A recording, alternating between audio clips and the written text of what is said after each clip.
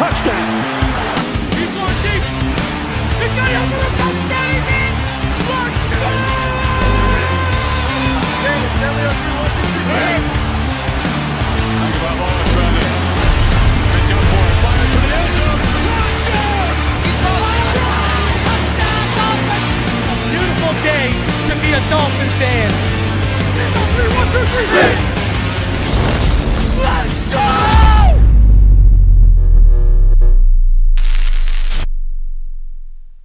What is good, Fin Nation? What's good? It's your boy Reason, and I welcome you back to another episode of, well, Phinside The NFL. If you're here, you know what it is. Appreciate all y'all for coming through. Again, thank you for coming through. We got a bunch of stuff to talk about tonight. We are going to go over if the media is turning around and they're flipping the script and they're starting to show some well-deserved respect to our Miami Dolphins. We'll look at the most open receivers in 2022, how quarterback helmet cams can give NFL teams an edge. You knew that was going to start. We'll dive into some analytics from Tua Tagovailoa. I also got to show you, I got to show you these quarterback rankings from Browns Wire because, I mean, bias says it all, and they even say we're not biased, but we'll get into all that. Waddle has his eyes set on being an all-pro, so we will talk about that as well. We got a lot to go over, but before we do, I got a couple things I want to talk about. It seems the conversation online today is who the best wide receiver 2 in the NFL is. And you know me, I've been saying, Tyreek Hill is a wide receiver 1, and Jaylen Waddle is a wide receiver 1. We got 2 wide receiver 1s right now. And I saw a lot of NFL people, a lot of draft people, all chiming in and giving their take today. And, listen, I want you to realize this. We talk about number 2s, right? So let's go to the Bengals. Their number 2 right now is T. Higgins. All right? And T. Higgins has 115.6 passer rating when he's targeted. Right? Jaylen Waddle, when he's targeted, has 119.5 passer rating. And we know it's the him and Tua connection. The reason we know that is we saw, Waddle's numbers dipped. He was averaging more than 30 yards less per game when Tua Tagovailoa was out for those 5 games. So we know this is a Tua thing. I mean, go back to the year before, Flores' last year. Waddle was basically the lone main target and catching everything thrown his way. You know what I mean? So, the more you look at it, the more it's becoming clear and evident Jaylen Waddle is the best number 2 in the NFL. It's not even close. Just for an example, Tyreek Hill, he had a 101.3 passer rating when targeted. Okay? We're talking big boy stuff from Jaylen Waddle. And Jaylen Waddle continues, without a shadow of a doubt, to be one of the best young receivers in this league. I mean, we went over the NFL.com's, under 25 team, and he was snuffed. And, I really think this season, people are going to wake up and realize Jamar Chase is not on Jaylen Waddle's level. I really think this is the season where people are going to wake up and they're going to realize Jaylen Waddle's a 101. Jaylen Waddle is something special. And talent like Jaylen Waddle doesn't come around very often. So can't wait for this year, because if everything goes right, there's a good chance Jaylen Waddle and Tyreek Hill, even with all these additions, even with A-Chain, hell, even if you add Dalvin Cook, even with Chosen Anderson, even with Braxton Berrios, there's a good chance Tyreek Hill and Jaylen Waddle are going to break the single-season duo receiving record. There's a good chance. They came within about just under 200 yards of it last year, and Tua missed 5 games. So, I'm just saying, shout out to Jaylen Waddle, the best number 2 in football right now, and it's not even close, man. When you add in that speed, his ability, and his intelligence in the open field. I mean, back in the day, I remember a couple weeks ago, there was some clown, who wants to become a football analyst online. And I was talking about, Devontae Smith and Jaylen Waddle. And one of the things I mentioned is Jaylen Waddle has better footwork. And this person, I don't know why footwork, that's a weird thing to say. Or how's that a weird thing to say? You got people out here that want to be analysts and don't even know how key footwork is for a position like wide receiver. Like when it comes to the breaks, when it comes to stemming, like when it comes to your releases, what do you mean footwork? Unbelievable. And he's got some of the best feet in the game already. Shout out to Knight, donated $2, said Tyreek and Waddle. No Tyreek, Waddle hits 1,700 this year. For real. I think that's real. That's realistic. If there's no Tyreek and he was the number one option and all the other guys fall in line behind him, yeah, Waddle could, hey, we might be seeing a 1,500. I mean, look at how many yards he put up last year. He very well could put up 1,700 yards this year if you feed him the ball enough, even with Tyreek on the team. He's that talented, man. He is that talented of an individual, that talented of a player. Blessed to have him on our team in the aqua and orange, man. Jaylen Waddle, special player, man. Special player.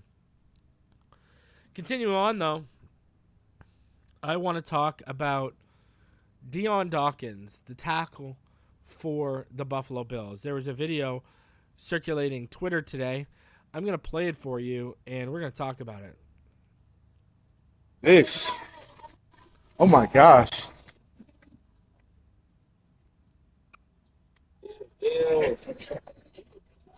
Are we serious right now? Are we? This man throwing it on the ground. I know we're not serious. Dude, you're a professional NFL player. I know we're not. Oh my God, are we serious? No way. Like, look at this. What is this? All right, like, listen. Dion Dawkins out here doing this stuff. First of all, you're a grown man. Second of all, you're supposed to be a professional NFL player. Guess what? I hate to be the one to tell this guy, but those pieces of merchandise just don't have the Dolphins logo on it. They got the NFL shield on it as well. And you're out here just throwing them on the ground. Let's take away the bias of Dolphin fan right now.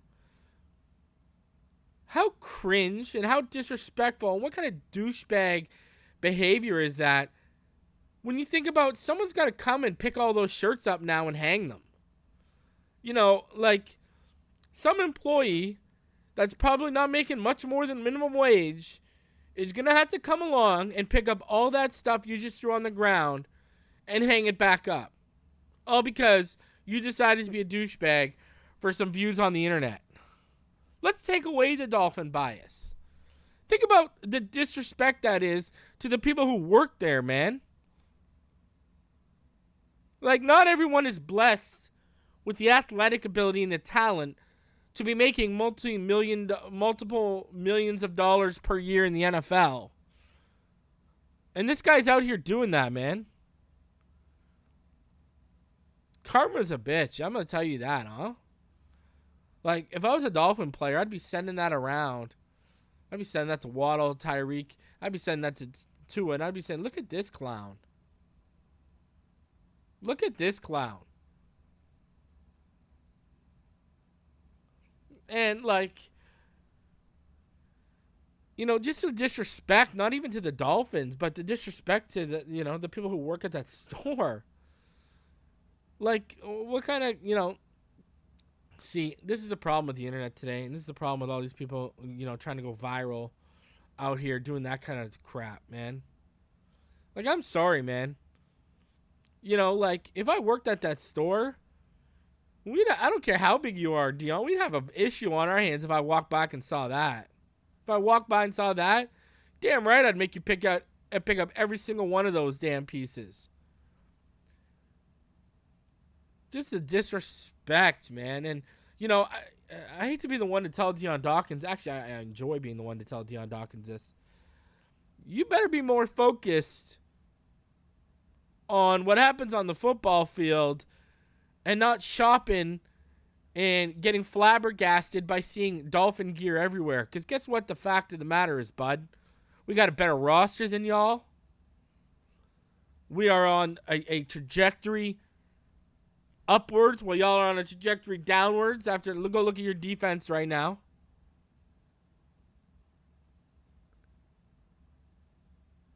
And you know what? Do you think Dolphin fans would go into a Buffalo Bills store and start throwing stuff on the ground? No, we take pictures and say, look at this ugly crap. But we wouldn't start throwing it on the ground. It's just classless, man. It's just classless. And it even goes beyond our rivalry. I mean, this gets into, think about the people that are working at that store. Like, I'd be pissed if my manager came to me and said, yeah, some jackass down in aisle 3 decided to take a bunch of stuff off the hangers and throw it on the ground. Go clean it up. I'd be bitter as hell. I'd be bitter as hell. I'd say, roll back the security footage. Let me see the clown that did this. Unbelievable, man. And don't worry. When we give all y'all that work don't worry, when we give all y'all that work this year, hey, don't worry, we'll remind all y'all. What the deal is. Because I see people even out here there's people out here trying to say Dion Doc, and this is how stupid that fan base is.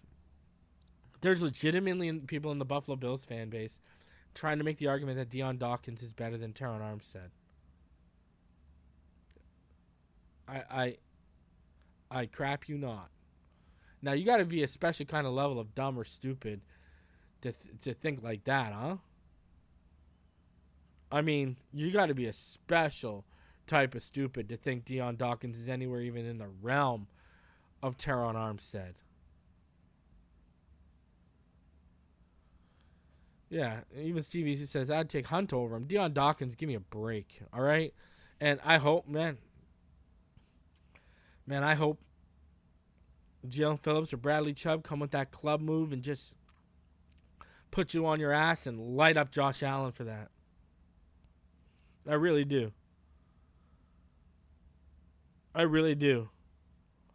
People out here are walking around doing that kind of stuff, man. Unbelievable. People are saying send that to the D-line. You know, Dawkins is a bum.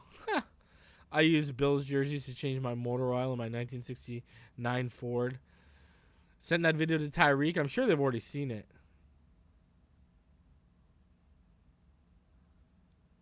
I'm sure they've already seen that, right? And the people out here, this guy thinks he's going to... Yeah, don't worry.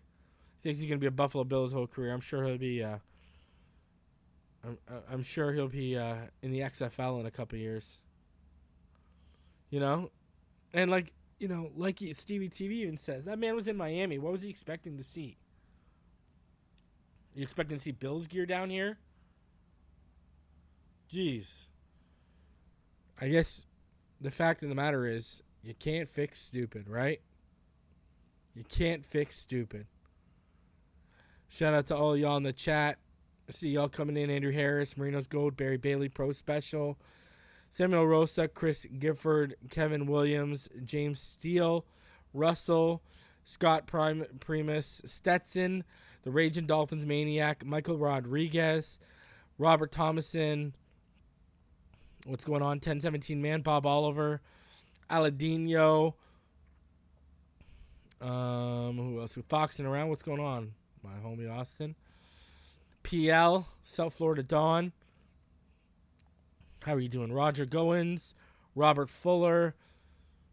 Hope all y'all having a fantastic evening. Stevie TV. Hope all y'all doing good, man. King Short. I know y'all are off tomorrow, so y'all living the life out there, huh? We were off today, most Canadians. King Short. How are you doing, sir? Knight. How are you? Y'all living the life out there. Mark Papelka, I hope everything is going well with you. My friend Q, how are you doing, sir? Denisha, YP23. You damn right they know what's coming. Thunder. Cleus, how are you doing? Darth Sadik. Mark Ozig. What else we got here? Oh, y'all. Sean Davis, how are you? Y'all just showing up now. H. Matt Cole, how are you doing, sir? Jay Shizzy. John Featherland, the Wayne D Experience. What's up, Wayne? How you doing, man? Peace3. How is everyone doing tonight? So, that said, there's about 200 of you in the room. Please do me the favor. Smash the like button. Subscribe if you're new. Shout out Luther. Shout out New Attitude. Our video yesterday, about 20 likes away from 500. Let's see if we can hit 500 likes on this video. Please do me the favor. There's already 200 of you in the room. Smash that like button. There's no reason. Half of you at least. 3/4 of you. 100 to 150 likes. Smash it right now. Boom, boom, boom, boom, boom. Hit it like, smash it like Jalen Phillips is going to smash for Dion Dawkins this offseason, all right? So let's get into everything. Let's start off with Jaylen Waddle.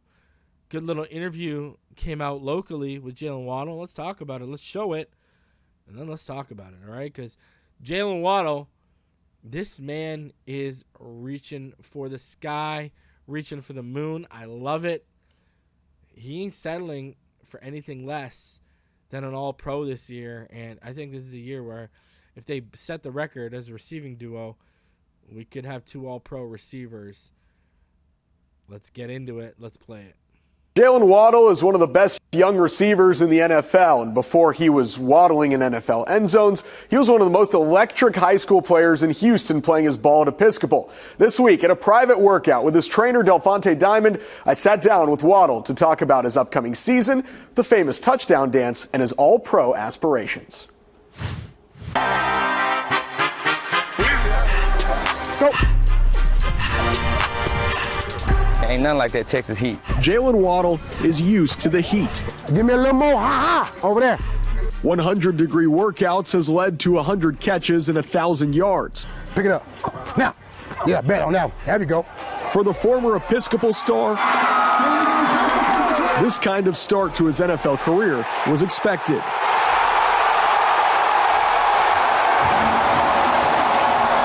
Oh, Jaylen, he's a freak of nature, man. His instincts, his twitchiness, his quickness, his ability to begin to come in and out of cuts is unreal. The same kind of breathtaking plays he made in high school. What's your favorite play you had at Episcopal? Favorite play? Oh, you're taking me back some days. That was a while ago. Favorite play? I had a crazy play maybe my sophomore or junior year over the middle. I spunt out and ran. It was one of my better plays, man. One of my better plays. Are showing up in the NFL for the Miami Dolphins. Jaylen Waddle got a block and got free. Waddle with the speed takes it inside the 30, keeps on going all the way home. And his teammates believe he's one of the next great NFL receivers. Tyreek, when we were at the camp, said he believes you're a Pro Bowl, all-pro guy. To me, Jaylen is an all-pro Pro Bowler. What would that take for you to make that leap this year to get that kind of recognition? It just take me being consistent, man. Being on a great team with a lot of great weapons is always fun, and we got a lot of guys that can do a lot of good things with the ball. So at the end of the day, it's all about winning. Your rookie year, you set an NFL record. What did that mean to you that 104 catches, no one's ever done that as a rookie? At the time, it really didn't sink in, but now I look at it, just being in the NFL and seeing how hard, and how competitive it is, it's definitely a huge accomplishment to have an NFL record with all these great receivers that came through the league. In year 2, with a new coach and an all-pro lined up across from him, Waddle got even better. You changed some things. You go from 100-plus catches but a sub-10 yards per reception to leading the league in yards per reception. What was different about this season where you were just a deeper target? I think it was just the mindset. Mike came in and really, harps on yak. So having a guy like Cheetah, who's a yak monster, you don't got no choice but to, learn from him. What have you been working on this offseason to make the change for year 3? Just staying more consistent, homing in on the details, the little details that, separate the good from the great receivers. So focusing on hand-eye coordination. So little stuff, not getting too excited when you know you're going to get the ball. Waddle is now up to 15 career touchdowns, which means 15 opportunities to Waddle. Waddle has a Dolphin touchdown.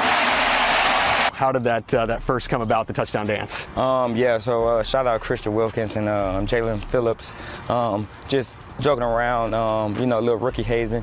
Christian just, joking around. He's the jokester on the team. There you go. Get that Waddle. Waddle. And he, making fun of me, just waddling around and stuff like that. And he was like, bro, like, you should do it in a game one time or whatever. So it just happened, flowed, and it stuck, man. And so, having arrived, The Waddle is worldwide. It's great, it's special, just seeing how big the Dolphins games get and see how much they reach out to all across the country is great. Sending World Cup and things like that is great. Let's go. Come on, Jay. Lock in. Hey, and that rep was good. Yes, Penguins are found in the cold, but in year 3, Jaylen Waddle is ready to bring the heat. Everything litty, I love when it's hot. Turn to the city, I broke all the notch. Guys, please smash the like button, subscribe, and if you can, donate, because your boy's getting demonetized after that. Between the Fox clips and the Young Thug song, it's over for your boy on this one. So donate if you can, and if you can't, please smash the like button, because it's going down. Now, let's talk about it. I saw someone in the comments said, if he eliminates half the drops, well, that's the reason why he mentioned the hand-eye coordination. But what if I were to tell you, okay, Amari Cooper had more drops, 11. Jamar Chase had more drops last year with 10. Deebo Samuel had more drops with 9. Devontae Adams had 8 drops. Tyreek and Devontae Smith and Brandon Ayuk and T. Higgins all had 8 drops. Jaylen Waddle had 7. Jaylen Waddle and Stephon Diggs actually both had 7. So what if I were to tell you all of that? Does that kind of change everything? You got to think about this for a sec, right? Because, I'm just saying that I agree the drops are there. Like that Skylar Thompson drop in the Bills game in the playoffs, brutal. I agree 110%.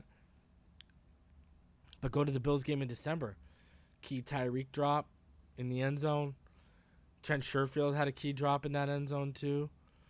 Let's forget about the fact that our defense gave up a 3rd and long that ended up turning into a scoring drive before the end of the half. But here we are. Jaylen Waddle, the drops are like they're you got to get that down to like 4. I agree, but Devontae Adams, Tyreek Hill, Jamar Chase, they're all dropping the football more. So, just throwing that out there. Shout out to South Florida Don with the $9.99 donation. He says smash that like button, sub to the channel, and sub to the Patreon. Appreciate you. I'll have another episode for 3 takes this week, 110%. If you hadn't had a chance, go back and watch the episode from 3 takes last week. Or if you're a channel member, under the community tab, the written version of it is there. Went into detail about everything I've heard recently regarding Dalvin Cook. All right. Now, let's keep rolling off this. All right. Continuing on after all of that, let's go into whether the national media is starting to respect the Miami Dolphins. All right? Let's get into that right now because it seems like they might be turning around. It seems like it is turning around right now. So we're going to get into that. Let's go.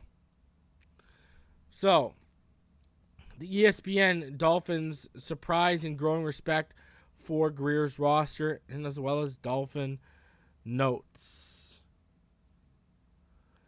National websites have been ranking NFL teams' personnel in recent days, and this much has become obvious. There is more respect for the talent that Dolphins general manager Chris Grier and his staff have assembled than at any time in the past decade. ESPN in recent days ranked Miami's roster fourth best in the league, behind only Kansas City, Philadelphia, and Buffalo. Meanwhile, Pro Football Focus rated the Dolphins roster 10th overall. The ESPN piece, written by Mike Clay and Seth Walder, was based on the talent, age, and production of the players, not taking into account how some coaching staffs can squeeze the best out of their talent. Clay and Walder surprisingly rank Miami ahead of Cincinnati, Dallas, the Chargers, and the 49ers, who are 5th through 8th. The Jets are 10th, just behind Cleveland. Clay said Miami's defense is elite on paper, with the highlight being a loaded cornerback room after the off-season acquisition of Jalen Ramsey. The versatile playmaker will slot in opposite former All-Pro Xavier Howard. Second-year slot man Kader Kohu looks like a gem find after playing 80% of the defensive snaps as an undrafted rookie. Nick Needham, once healthy, and second-round rookie Cam Smith add depth. Clay worries about tight end, calling it Miami's weakest unit, with journeyman Durham Smythe, Eric Saubert, and Tyler Kroft to battle for snaps. The trio combined for 227 catches in 250 combined games and will spend a lot of time blocking in 2023. Fortunately for the Dolphins, tight end isn't a priority position in Coach McDaniel's offense. Walder notes that other than quarterback Tua Tagovailoa's health, the offensive line is really the only other aspect that could sink the team. What have we said for years on this channel? This team goes as far as that offensive line does. According to NFL Next Gen Stats, the Miami offensive line ranked 24th in pass block win rate a year ago. The unit doesn't need to be elite, but it can't afford to be worse than that. So there you go. 24th in pass block win rate. Got to get up to like 15th in that, man. Got to get up into the, into the upper half of the league. We got to grow. As for the PFF analysis, Miami at 10 is slotted behind only Philadelphia, San Diego, Cincinnati, KC, Buffalo, Dallas, the Jets, Baltimore, and the Chargers. PFF encourages people to bet the over on Miami's 9.5 wins total with this comment. With a healthy Tua, the Dolphins team has the roster to make a deep playoff run. However, the quarterback's health remains the biggest question mark and could be what keeps them out of the playoffs altogether. Shout out to the homie Mark Popelka for the $5 donation. I appreciate that, good sir. Thank you for supporting the channel, especially on a video like this where I know I'm about to get demonetized. All right. So, more feedback. PFF says the Dolphins have the second best defensive back unit behind the Jets, the third best group of receivers, the fourth best group of defensive linemen, the 12th best group of inside linebackers, and the 17th best group of running backs. The one that might surprise on that list was the inside linebacker ranking. I know I had to double take it too. Higher than some might expect. Per PFF, new inside linebacker David Long could end up as one of the steals of the offseason, as his 89.0 run defense grade last season ranked 5th in the NFL. His main problem is health. He's never played more than 12 games in a season. The Dolphins don't have much quality depth and are taking a gamble on Long playing a full season. If he does, this unit could sneak up on opposing offenses. And PFF ranks Jaylen Waddle among the best players that hasn't been in a Pro Bowl. He has incredible speed and is dynamic after the catch as any player in football. He's a top 30 receiver right now, and it'd be shocking not to see him in a Pro Bowl very soon. He's a top 20 receiver. He's a top 15 receiver. You can make the argument he's a top 10 receiver right now. Let's stop. ESPN's Herm Edwards on the Dolphins. If Tua stays healthy, I believe this team can challenge to win this division. They weren't very good on defense in a couple of areas. As far as sacking the quarterback and interceptions, they went out and got some corners. They drafted Cam Smith. They got Jalen Ramsey. They got Xavier Howard. They're going to have a better pass rush. They're going to align 8 guys in the box to stop the run because they feel like now they have the ability in the back end of their defense to cover people, the Jets and Bills receivers. They have built this defense to compete in their division. This is a good one. One player that Barry Jackson is eager to see in training camp is Bryce Thompson, who we know had a bunch of picks. He had like 3 picks. So he said, from all indications, he was very impressive in mandatory minicamp. Thompson, who went undrafted out of Tennessee in 2021, is still a long shot to stick because the cornerback room is stacked with Ramsey, Howard, Kohou, Needham, Cam Smith, Keon Cruston, Justin Bethel, and Noah Benogany. Well, those last 3 names, are special teams. I wouldn't say they're stacked. But Thompson looks like a ball hawk. He had 8 interceptions in 3 years at Tennessee. Spent most of the past 2 seasons on the Saints practice squad or active roster, appearing in 8 games. He played for the Seattle Sea Dragons in the XFL this spring, appearing in 10 games with 9 starts, totaling 34 tackles and 2 interceptions. So that's very interesting, and this is something we pointed out, right? Because it was evident he was making noise in camp. It was very evident that he was making some noise, and he was making life harder for our backup quarterbacks in camp, right? So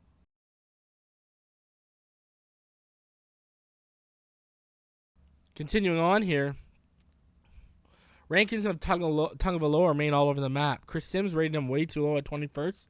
CBS has him at 17th. PFF has him at 11th, just ahead of Stafford, Deshaun Watson, and Derek Carr. I noted that Tua led the league with a massive 8.9 yards per attempt last season and also had one of the highest average depths per target. Having been in the middle of the pack before, he has elite potential within Mike McDaniel's offense, but now needs to repeat it. Kohou might get the majority of snaps in the slot, but defensive coordinator Vic Fangio likely will deploy Ramsey there at times. Keep in mind that even though Ramsey relinquished an out-of-character high 98.6 Patterson rating in his coverage area overall last season, he yielded only a 79.7 rating and 136 slot snaps per PFF. He played 737 snaps in the slot over the past 3 seasons. Ramsey played in that star role for more for the Rams than he did for the Jags. And I keep saying Cam Smith has the ability to play that star role, right? Kid or Kohou, I don't think his boundary ability is there yet where you want him to be to play that star role. But we got guys on this team, a sleeper who can play that star role is Trill Williams, right? People sleep on Trill Williams and his ability to move around, but you go look at what he did at Syracuse. He was asked to do a lot. He was depended on to do a lot. And guess what? He delivered. So we were excited to see Trill last year. It seems like he's pushing hard to get back this year. And, I cannot wait to see Trill this year. I hope he makes his team. I hope Fangio's impressed because I do think he's going to have a lot to offer this team, man. A lot to offer, and they'll be able to move him around and utilize him pretty well. So we'll see how that all plays out, but very, very interesting. Very, very interesting stuff. All right, so let's get into something interesting from PFF here, and this is the most open receivers in the NFL in 2022. Check this one out. So, you look at this. A big staple of a receiver's success is their ability to beat opposing coverage and get open. Just as important on the defensive side of the ball is the cornerback's ability to prevent their man from running free. Here's the 25 best receivers at getting open and the 25 best cornerbacks at locking them down. For a receiver to qualify, they need to have been targeted 75 times. All right? So, Waddle and Hill would have both made this. Look at this. Tyreek Hill. People keep telling us, that Tua, all of his receivers are just wide open and he's throwing the football. Well, Tyreek Hill was the 13th ranked open player. Jaylen Waddle, 20th. We didn't even have a top 10 open receiver. Look at A.J. Brown helped Devontae Smith enter the top 10. Keenan Allen entered the top 10. I always talk about how good of a route runner he is. Look at Brandon Ayuk at 7, Deebo Samuel at 12. I'm just saying. People keep going off about how all Tua's got to do is throw to the open guy. Everyone's open. So, what are we saying here? Because this kills that narrative, no? I mean, Tyler Lockett was open more than 11% of the time more than Tyreek Hill. Tyler Lockett was open like 15% of the time more than Jaylen Waddle. That's how these people were honing in on our defender, on our receivers. But Tua was just throwing to the open guy, right? And this is like, we're factoring the speed here. You know, we know we got two of the fastest receivers in the NFL. So this shows you that speed just doesn't necessarily mean you get open. Right? This kind of kills our narrative too. That speed just means, oh, if you got a track team, everyone's going to get open. Just run vertically. No. So, interesting thing for me to point out there. I thought it was real interesting that we didn't even have a receiver make the top 10 when two of our guys are easily the fastest in the NFL at any position, not just receiver. So, does that mean McDaniel needs to scheme it a little better? I don't know. But, hey, Tua was still putting up numbers, no? No? Just saying. Just saying. So anyways, we knew it would become a trend, and it clearly is starting. How quarterback helmet cams can give NFL teams an edge, and this is written by Marcel Louis-Jacques, who covers the Dolphins. What's said in an NFL huddle stays in the huddle, unless, of course, the quarterback is wearing a helmet with a cam with audio capabilities. It's almost like you think of the integrity of the huddle, quarterback Tua Tagovailoa said. Like, do I really want the coaches to hear what I'm saying to the guys? Dolphins coach Mike McDaniel and his staff believe Tagovailoa's desire to keep certain things private is outweighed by the value the information can provide to the coaches, as well as to Miami's two other less experienced quarterbacks in the recently acquired Mike White and the second-year signal caller Skylar Thompson. Pittsburgh Steelers second-year quarterback Kenny Pickett also wore a helmet cam this spring. His coaches were able to see what their signal caller was seeing and what informed decisions he made on each play. For us, it's multifaceted, said McDaniel. It's a camera, but it also does have audio. And I think some of the strong attributes of that technology are that you get to hear the play calls. You can library those play callers for players to hear when they're studying. A lot of colleges and high schools don't huddle, which means you're taking in information auditorily for the first time, as opposed to looking at the sidelines for a single signal or a picture. It's also something that you can see from his side eye, what he's looking at. For all quarterbacks, it's a tool to help really drive home certain coaching points and just see what they're seeing to be on the same page as the player. Sometimes the footage isn't exactly illuminating. It's just hard to see, honestly, through the camera with bodies in your face and stuff, Pickett said. But there's some things you can take away from it, kind of like where I'm starting with my eyes and stuff. So it's been good. The technology isn't new. The Arena Football League had helmet cams in 2014. Colleges have been using them for years. Chicago Bears quarterback Nathan Peterman wore one in college at Pitt and in the NFL with the Tennessee Titans and Las Vegas Raiders. I think it was also more for the coaches to see where your eyes are at, Peterman said. And also some of it was to get a feel for what goes on in the huddle. For the coaches to see the communication of how things are going. That's what I know then Raiders coach then John Gruden was looking at. To see how communication in the huddle and checks at the line. Tagovailoa had some fun with the concept on the last day of training camp when he placed an old-fashioned Polaroid camera on his head. At least that helmet cam, he didn't have to worry about coaches hearing what he said in the huddle. Because sometimes you might not like a play he said, and you go into it and you tell the guys how you feel, but you basically tell the guy, hey, I'm skipping this progression to come to you, so you better be there. But it gives audio for a lot of the new guys so that they can listen to the play over and over and over from the guy giving the play. Then they listen to the cadence. That's something that's been big this offseason for us is operation. Pickett joked that he would like to put a camera on the helmet of safety Minkah Fitzpatrick to get the perspective of the defender, but Steelers coaches are more interested in getting inside the head of the 25-year-old quarterback. Just always look at any type of edge, any type of advantage, Steelers quarterback coach Mike Sullivan said during OTAs. This is the time of the year to do that. It's the time of the year to improve, to lay foundation, to really let the stage for where we want to go, to really set the stage for where we want to go. And that's just an extra tool that we're still fine-tuning, trying to get a sense of, because what it does is it gives us a vision of how he sees it. It's not perfect. I mean, it's like having an iPhone back there, but it does give you a perspective so that from pre-snap standpoint, gives us a chance to see, okay, hey, you were looking here. What did you see? What were the tells by the alignment of the linebackers or where this player was? What have you. And then we've been able to intercut it or overlay it with that, his vision.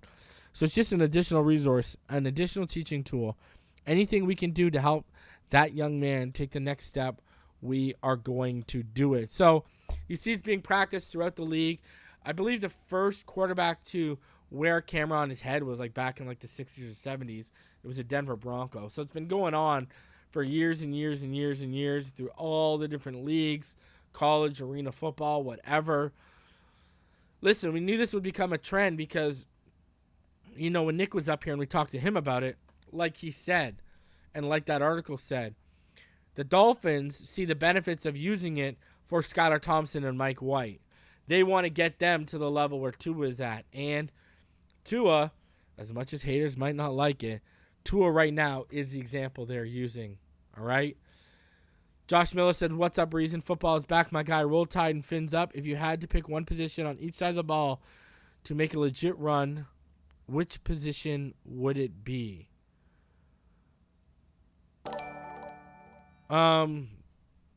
What do you mean on one position on each side of the ball to make a legit run? Just clarify. You don't have to donate, Josh, but just clarify what you meant by that. I don't. What do you mean by you know, if I had to pick one position on each side of the ball? Oh, to add. Okay, to add to. You know, given the talent that's available on the offensive line right now, I'll take Dalvin Cook over any one of those guys. And on the defensive side of the ball, give me Akeem Hicks or Quan Alexander. I just don't like the O-line options that are out there right now. You know, I'm just not a fan of the O-line options. I think Dalvin Cook could help that situation more than any of those guys by making guys miss, you know. And then Akeem Hicks or Quan Alexander on defense. Give me that backup interior defensive line or another interior linebacker to add. You know, Quan Alexander would. I know we can't stay healthy, but he'd be very interesting to see on this defense. And, you know, so that's where I'd be at if we're going to make a legit run. For 300 of you in the room, please smash that like button. Subscribe if you're new. Let's get into analytic time because, you know, on this channel, we love the analytics. Shout out to Warren Sharp. The third down conversion rate percentage on 3rd and over 5 last year. Tua converted over 40%.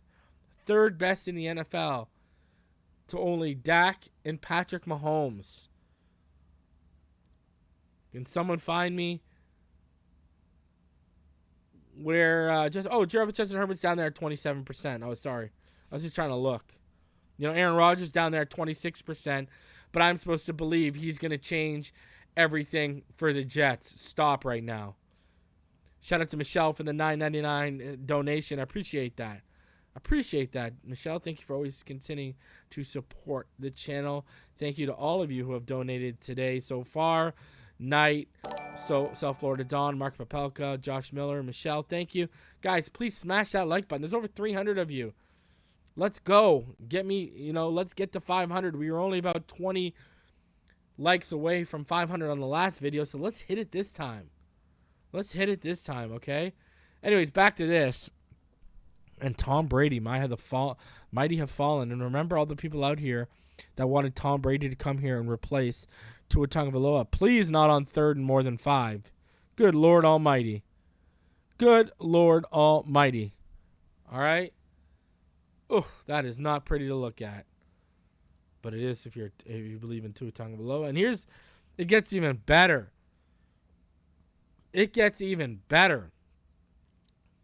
Guess what? Tua Tagovailoa was the number 2 pocket passer in the NFL last year. Now, you might be asking me, well, reason. What is that? You know, what is that based on? How are you coming to that conclusion? What's the deal here? What makes him the number 2 pocket passer? Well, what makes Tua Tagovailoa the number 2 pocket passer in the NFL is efficiency. And this is what we kept talking about last year over and over again. Now, what is this based on in terms of, what's the criteria to be number 2? This is 2022 ranked by EPA per attempt and a minimum of 150 attempts. So, expected points added. What do we talk about that on this channel? That's one of the biggest efficiency analytics that are out there. And that right there is telling you Tua Tagovailoa in 2022, when on the field, when healthy, he was the second most efficient quarterback in the NFL from the pocket. Right there for you. Right there for y'all to see. Shout out to Kevin Williams for the $10 donation. I appreciate that. So, you tell me. These people keep spinning their narratives. Oh, he only throws open people. Well, we proved earlier Tyreek and Jaylen didn't even make the top 10 in open receivers in 2022. And now we're showing the levels of efficiency this guy's playing at. Tua Tagovailoa, I said it last year, I'll say it again. He was the second most efficient quarterback when healthy in the NFL, even with those down games behind Patrick Mahomes. And that, again, continues to prove my point. And what do I say every year? Listen, keep your strong-arm quarterbacks. These people who don't know how to evaluate the position, keep your strong-arm quarterbacks. Keep the rocket arm. That's not what wins championships. What wins championships is elite accuracy, high-level football IQ, and high-level efficiency. And guess what? Tua's got all 3 of those. All 3 of those. That's why everyone's picking us as a Super Bowl contender if he stays healthy. That's why all these people are picking us to win the division if he stays healthy. Because he's got the recipe. Listen, that's the whole recipe. The Tom Brady, Bill Belichick dynasty was built off of with Tom Brady. That's literally the recipe. High-level accuracy, high-level football IQ, high-level efficiency. You saw, let's go to the Buccaneers championship. When the Buccaneers won the Super Bowl with Brady, look at Brady in that game. He was efficient. It was high-level efficiency. He wasn't throwing bombs. He was being efficient. All those touchdown passes to Gronk were short. He was being efficient. While Mahomes was running around trying to make the big plays, Brady was focused on, and that was obviously because of the offensive line, but Brady was focused on just be efficient. I will win this game if I'm efficient. What happened? Super Bowl. Just saying. Okay? Just saying. Keep your highlights. Keep your rocket arms. Keep all that jazz. Give me high level football IQ, elite accuracy, and high level efficiency. And with this team, we will win Super Bowls. Multiple Super Bowls, might I add. Okay? Let me put that out there. Just saying. I had to show this just because it's so hilarious. Browns Wire stumbled upon this, eh? And, it's Browns Wire, and they ranked all 32 starting quarterbacks. And I was like, okay, where do they rate Deshaun Watson? Because you saw PFF ranks Deshaun Watson behind Tua, all that kind of jazz, right? Baker Mayfield at 32, Anthony Richardson. They got the young guys there at the bottom, which, okay, that makes sense. You know what I mean? Brock Purdy at 24, which he should be higher. I mean, how's Mac Jones higher than Brock Purdy after what Brock Purdy did last year? Let's stop. Anyways, in the category of have tools to take another step, but success has been scheme dependent thus far, they've got Tua at 15. Another player who thrived predominantly thanks to a play caller who made his job of getting his eyes to the right spot post-snap easy. Is former 5th overall pick Tua Tagovailoa. His arm is not overly impressive, but Tagovailoa is accurate and wise with the football, distributing it to absolute racehorses all over the field. Dolphins have added even more speed to the roster this offseason, but expect NFL defenses to force Mike McDaniel and Tagovailoa completely away from schemed-up shots. Can Tagovailoa adjust and create on his own? This is the second biggest question surrounding Tagovailoa, who enters. See, the whole scheme-dependent thing is such a terrible argument because every quarterback in the NFL is scheme-dependent. What are we talking about? Every quarterback in the NFL has an offense built to their strengths and to hide their weaknesses. Every quarterback in the NFL is scheme dependent. So that is a terrible argument. Anyways, Kirk Cousins at 14. These people actually put Deshaun Watson at 10 after the year he had. They say that the sample size last year isn't enough to remove him from being a top 5 quarterback from the top 10. Like, the bias by these people, and Jalen Hurts at 9 with Dak Prescott ahead of him, okay.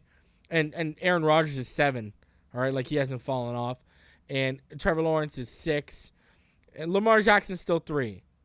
Lamar Jackson, who hasn't won an MVP in 4 years, who Tua Tagovailoa outplayed by every metric as a passer last year, they got him at 3 and Tua at 15. And they want to talk about scheme-dependent quarterbacks. Last I checked, Harbaugh changed that whole offense to be tailored to Lamar Jackson's strengths. What are we talking about here? Like, some people who write this stuff, I swear, I've seen doorknobs smarter than these people. Really. Really. It's unbelievable. Like, Lamar Jackson at 3 on that list, please. And then finally, PFF asked a question. So I want y'all to take the bias out of it. Take the bias out of it right now and ask yourself, what is the greatest NFL team of all time? Is it the 72 Dolphins? Is it the 85 Bears? Is it the 07 Patriots? Is it the 99 Rams? Is it the 89 49ers? The 78 Steelers? The 92 Cowboys? Because, another question here is, could the 2023 Dolphins be added to this list? And, I mean, you guys are really including the 2007 Patriots when last I checked, they went 16-0 during the regular season, but they lost the most important game of them all, which was the freaking Super Bowl. So, I don't know how a team that gets exposed and loses to the Giants, how can you consider this team one of the greatest ever when they lost the game that mattered the most?